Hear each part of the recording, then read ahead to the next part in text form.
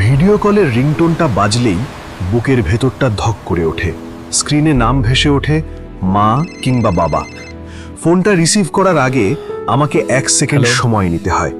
গলার দলা পাকানো কান্নাটা গিলে ফেলি, মুখে একটা নকল হাসি ঝুলাই। তারপর বলি, হ্যালো মা।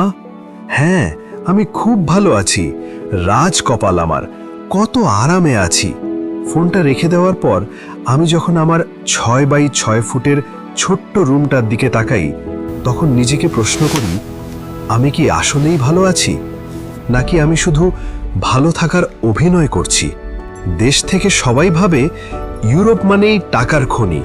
মাস শেষ হলেই আত্মীয় স্বজনের আবদার, ভাইয়া একটা নতুন ফোন লাগবে, বাবা বাড়ির ছাদটা ঢালাই দিতে হবে। তারা জানে না এই ইউরোগুলো গাছের পাতা নয়। তারা জানে না গত 3 মাস ধরে আমি নিজের জন্য 1 জোড়া নতুন জুতো কিনিনি। তারা জানে না 2 ইউরো বাঁচানোর জন্য আমি প্রতিদিন বাস বাদ দিয়ে 4 কিলোমিটার হেঁটে কাজে যাই।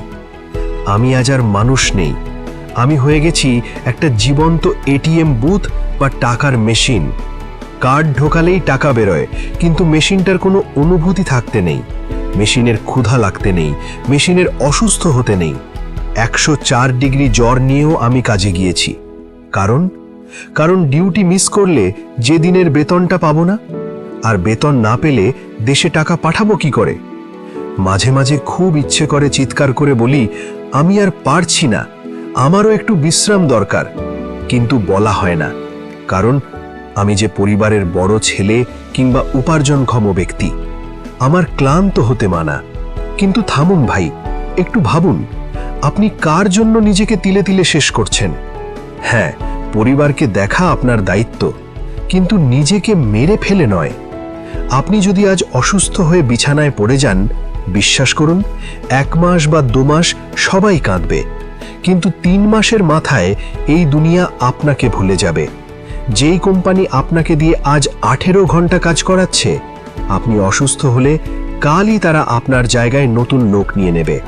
ইউরোপ আপনাকে সুযোগ দিয়েছে জীবন গড়ার, শুধু হাড় ক্ষয় করার জন্য নয়। তাহলে উপায় কি?